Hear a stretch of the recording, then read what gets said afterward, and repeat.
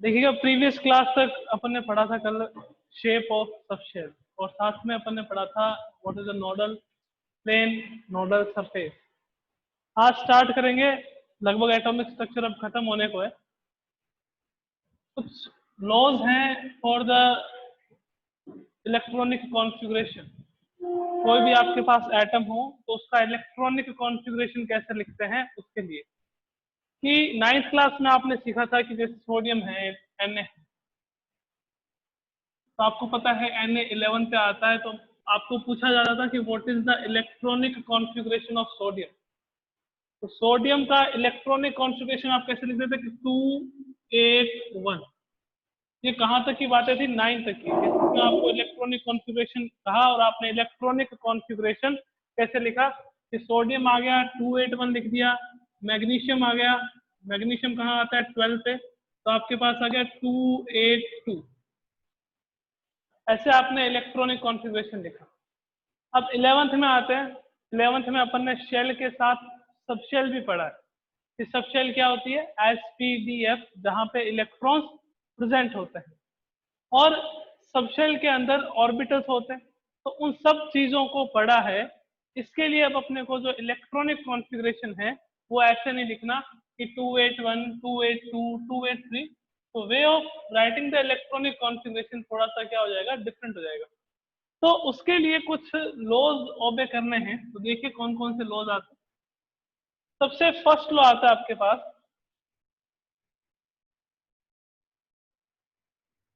पावलीज exclusion principle.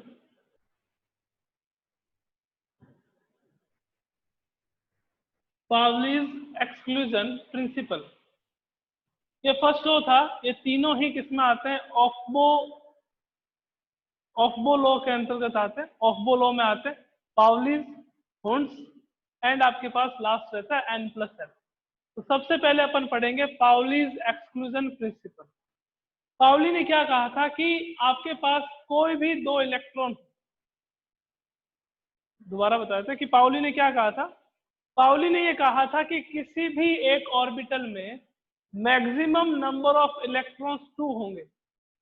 एक orbital में maximum number of electrons कितने होंगे, 2 होंगे।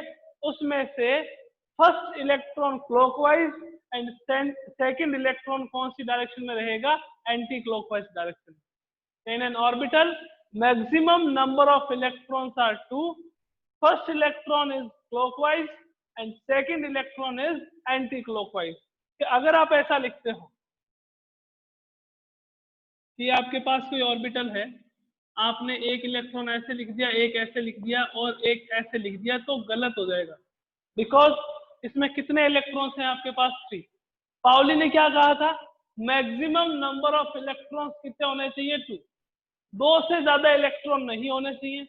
दोनों जो इलेक्ट्रॉन होंगे वो अपोजिट स्पिन के होंगे, यानी कि एक की स्पिन कौन सी रहेगी, क्लॉकवाइज, और दूसरे की स्पिन कौन सी रहेगी, एंटी क्लॉकवाइज। अगर आप ऐसे करते हो कि हमने सर 2 इलेक्ट्रॉन फिल करे, पहला भी क्लॉकवाइज कर दिया और दूसरा भी क्लॉकवाइज कर दिया, तो ये क्या हो जाएगा, गलत, रॉन्ग हो जाएगा। सही मेथड कौन सा है कि ये आपके पास ऑर्बिटल है, इस ऑर्बिटल में पहला इलेक्ट्रॉन क्लॉकवाइज और दूसरा इलेक्ट्रॉन कौन सा रहेगा, एंटी क्लॉकवाइज। ये कौन सी स्पिन को शो करता है, क्लॉकवाइज स्पिन को, और ये जो है वो आपके पास एंटी क्लॉकवाइज स्पिन को शो करता है, एंटी क्लॉकवाइज स्पिन को।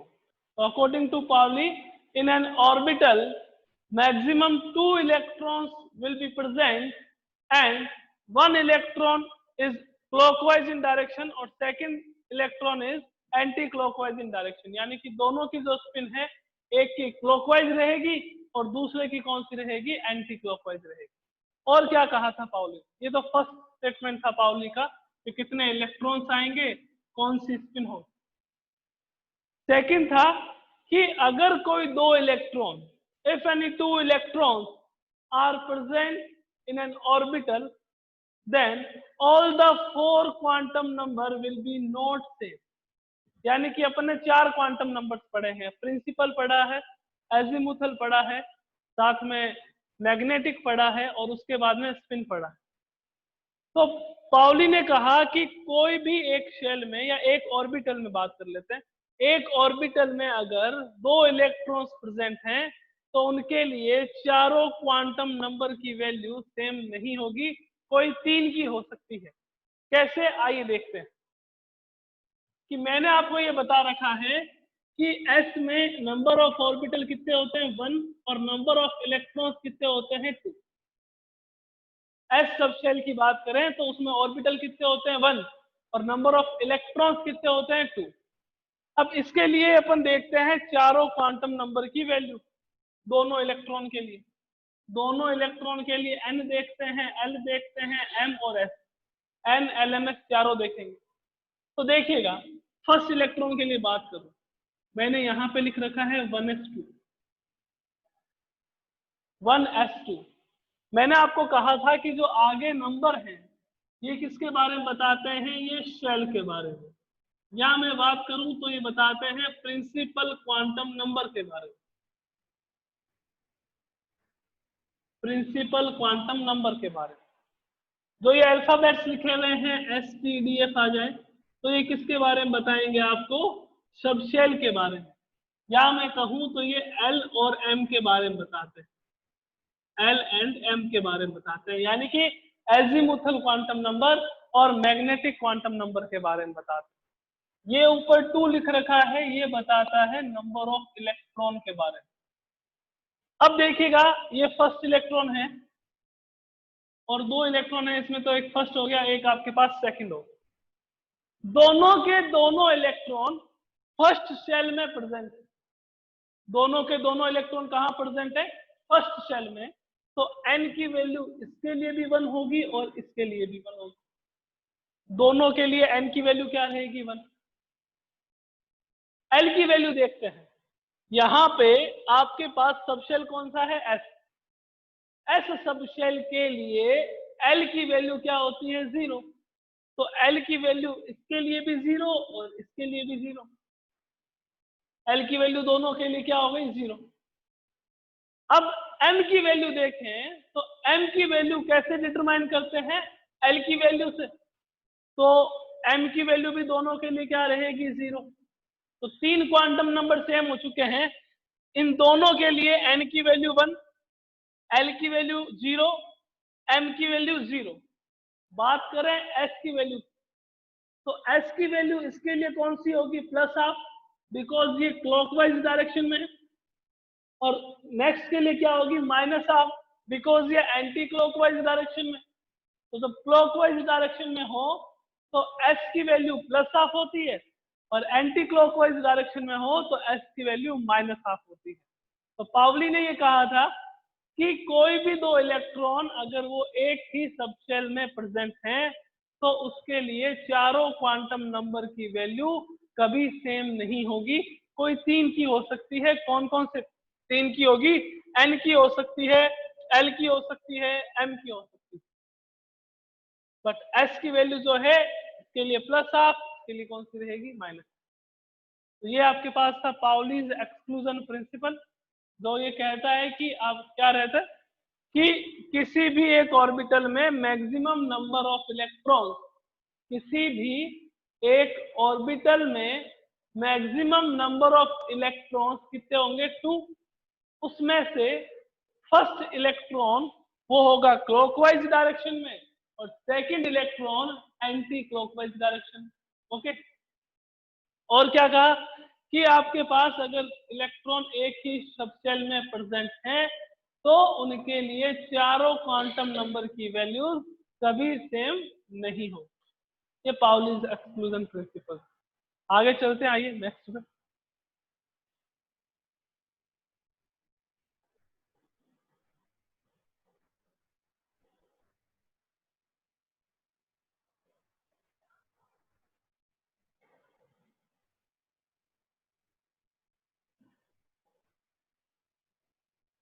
नेक्स्ट सेकंड रूल, उन्स maximum multiplicity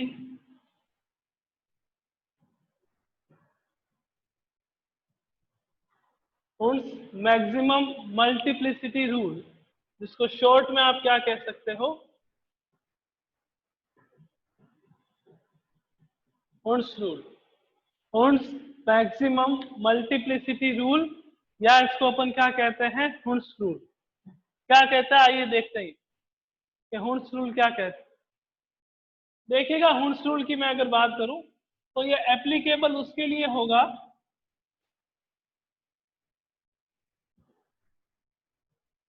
applicable for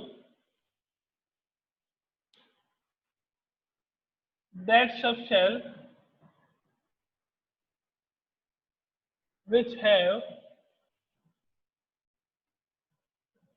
more than one orbital, more than one orbital।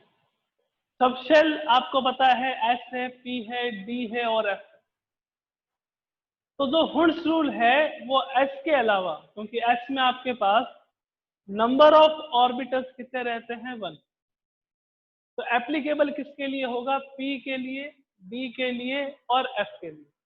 तो जो हुंस रूल है वो एप्लीकेबल होता है उन सबशेल के लिए जिनके पास number of orbital more than 1, number of orbitals more than 1 हो, उनके लिए एप्लीकेबल होता है हुंस रूल।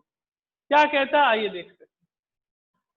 ये आपके पास मान लीजिए कि पी सबशेल है, पी में कितने ऑर्बिटल होते हैं, 3, number of orbitals in P 3। तो हुंस क्या कहता है कि जैसे आपके पास पी सबशेल में 3 इलेक्ट्रॉन, पी सबशेल में 3 इलेक्ट्रॉन है, तो हुंड ये कहता है कि इलेक्ट्रॉन को आप 1 बाय 1 फिल करें, कि एक इलेक्ट्रॉन यहाँ, एक यहाँ और एक यहाँ। It is right way of fill the electron. अगर आप ऐसे फिल करते हो इलेक्ट्रॉन्स को, कि सर आपने बताया था पाउली में कि एक ऑर्बिटल में 2 इलेक्ट्रॉन्स होंगे, एक क्लॉकवाइज और दूसरा एंटी क्लॉकवाइज, तो हम ऐसे कर दें तो ये गलत हो जाएगा, तो ये क्या हो जाएगा, गलत। हुंड क्या कहता है कि आप एक एक करके 1 बाय 1 हर एक ऑर्बिटल में इलेक्ट्रॉन फिल करो। उसके बाद अगर आपके पास और इलेक्ट्रॉन्स प्रेजेंट हैं तो इलेक्ट्रॉन की पेयरिंग कर दो, कि जैसे मेरे पास है P4, यानी कि P सबशेल में 4 इलेक्ट्रॉन्स प्रेजेंट, P सबशेल में 4 इलेक्ट्रॉन्स प्रेजेंट हैं, तो मैं क्या करूंगा कि इसको ऐसे लिखूंगा 1 बाय 1, 1 2 3, 4 इलेक्ट्रॉन है तो वापस कहाँ आ जाइए आप, फर्स्ट ऑर्बिटल। तो ये राइट वे होता है इलेक्ट्रॉन को फिल करने का। इसको अगर आप ऐसे फिल करोगे कि वही बात कि सर आपने बताया था एक में 2 फिल करते हैं तो हम ऐसे कर दे, तो ये रॉन्ग हो जाएगा। तो ये होता है आपके पास Hund's rule, electron 1 by 1 fill कीजिए, उसके बाद अगर आपके पास नंबर ऑफ इलेक्ट्रॉन ज्यादा है तो आप उसकी क्या कर दे, पेयरिंग कर दे। अब यहाँ पे सिंगल सिंगल इलेक्ट्रॉन है, तो ये तो होते हैं unpaired electron,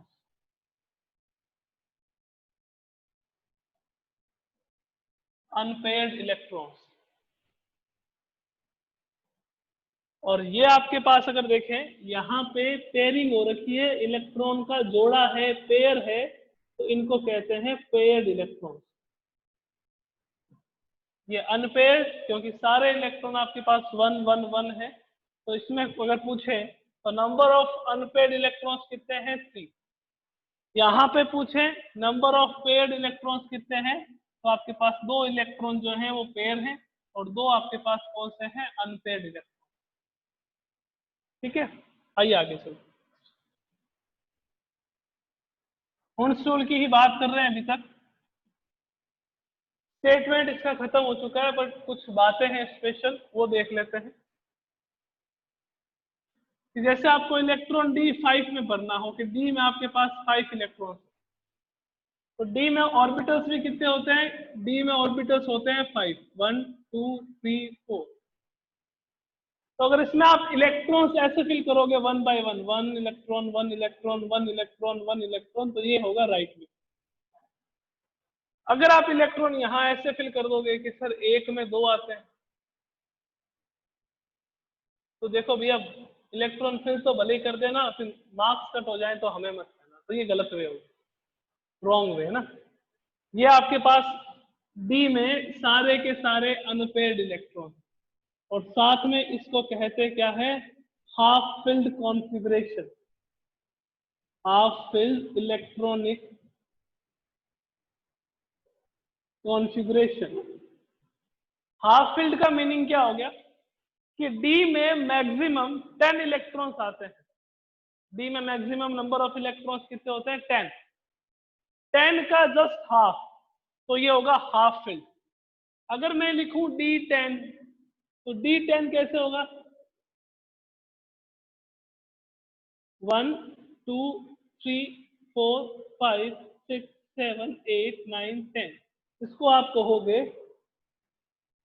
full field electronic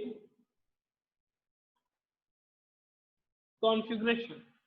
ये हाफ फील्ड इलेक्ट्रॉनिक कॉन्फ़िगरेशन, ये full field electronic configuration. Okay, अब देखिएगा ऑर्डर ऑफ स्टेबिलिटी देखते हैं।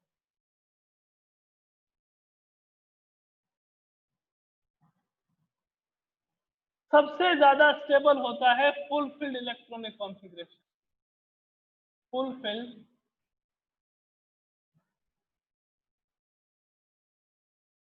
Electronic configuration. उसके बाद रहता है आपके पास हाफ फील्ड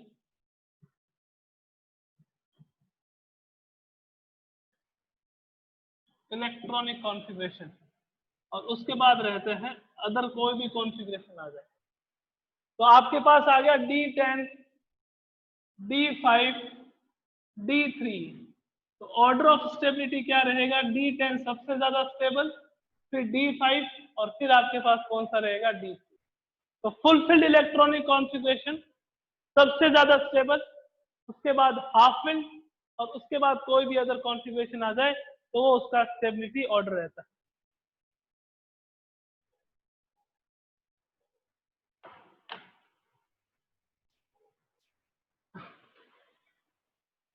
अब देखिएगा एक स्पेशल पॉइंट है,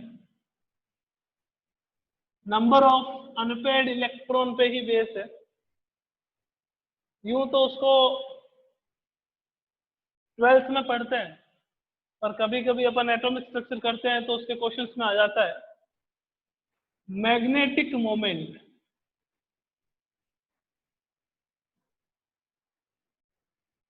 इसको म्यू से रिप्रेजेंट करते हैं कि सर मैग्नेटिक मोमेंट होता क्या है। मैग्नेटिक मोमेंट क्या होता है कि आपके पास किसी सब्सटेंस का एक्सटर्नल मैग्नेटिक फील्ड की तरफ अट्रैक्ट होना या रिपेल होना, उसको आप क्या कहते हो, मैग्नेटिक मोमेंट। मैग्नेटिक मोमेंट अगर जीरो होगा तो सब्सटेंस जो है वो एक्सटर्नल मैग्नेटिक फील्ड से रिपेल हो जाएगा। मैग्नेटिक मोमेंट कैलकुलेट कैसे किया जाता है, n+2, ये आपके पास क्या है, फॉर्मूला होता है √n, n+2।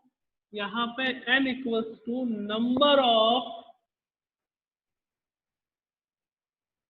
Unpaired electron, number of unpaired electron, ये आपके पास होता है मैग्नेटिक मोमेंट कैलकुलेट करने का फॉर्मूला। रूट में n+2 मैग्नेटिक मोमेंट कैलकुलेट करने का formula, because on the basis of magnetic properties substance को 3 टाइप में डिवाइड किया जाता है। एक होता है पैरामैग्नेटिक, एक होता है डायामैग्नेटिक, और एक होता है फेरोमैग्नेटिक। पैरामैग्नेटिक क्या होते हैं, एक्सटर्नल मैग्नेटिक फील्ड से अट्रैक्ट होते हैं, attract by external magnetic field.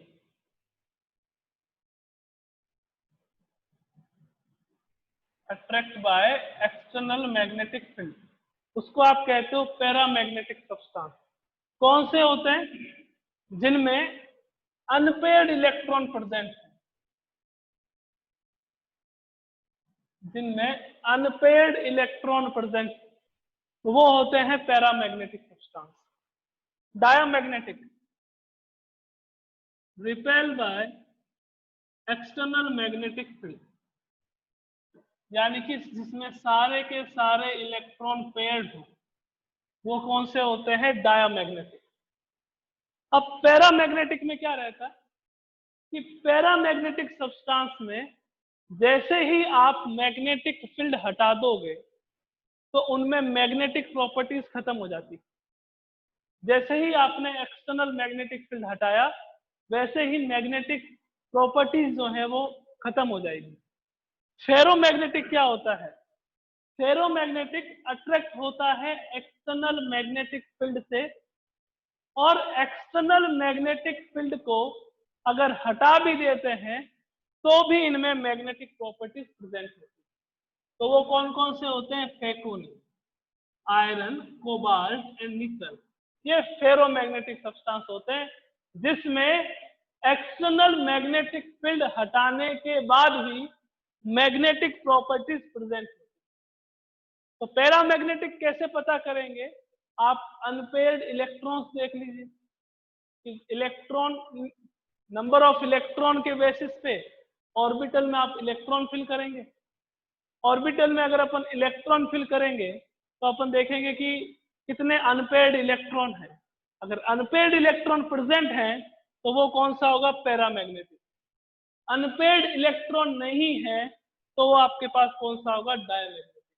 Diamagnetic external magnetic field से रिपेल होते हैं, और पैरामैग्नेटिक एक्सटर्नल मैग्नेटिक फील्ड से अट्रैक्ट होते हैं। मैग्नेटिक मोमेंट कैलकुलेट करना हो तो उसका फॉर्मूला होता है रूट में n प्लस 2। n आपके पास क्या रहता है? Number of unpaired electron. जो भी स्पीसीज गिवन है उस स्पीसीज में अनपेयर्ड इलेक्ट्रॉन कितने हैं, उसके बेसिस पे आप क्या कर सकते हो? मैग्नेटिक मोमेंट कैलकुलेट कर सकते हो, यानी कि म्यू कैलकुलेट कर सकते हो। अगर अनपेयर्ड इलेक्ट्रॉन 0 होंगे तो आपके पास म्यू की वैल्यू भी क्या रहेगी? 0 रहेगी। तो ये आपके पास था first rule, Pauli's exclusion principle. Second था अपने पास हुंस मैक्सिमम मल्टीप्लिसिटी रूल, जिसको हुंस रूल भी कहते हैं, जिससे मैग्नेटिक मूवमेंट भी कैलकुलेट कर सकते हैं, ऑर्बिटल्स में इलेक्ट्रॉन कैसे फिल करते हैं ये भी बताता है। थर्ड रूल रहता है last,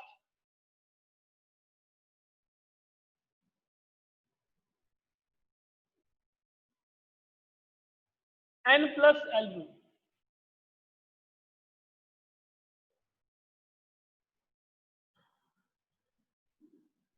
n plus L rule,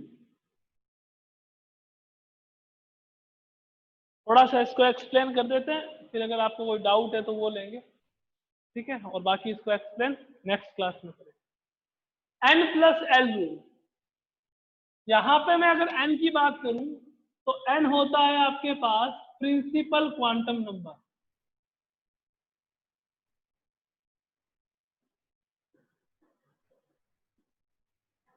और l की बात करूं वो आपके पास होता है एजीमुथल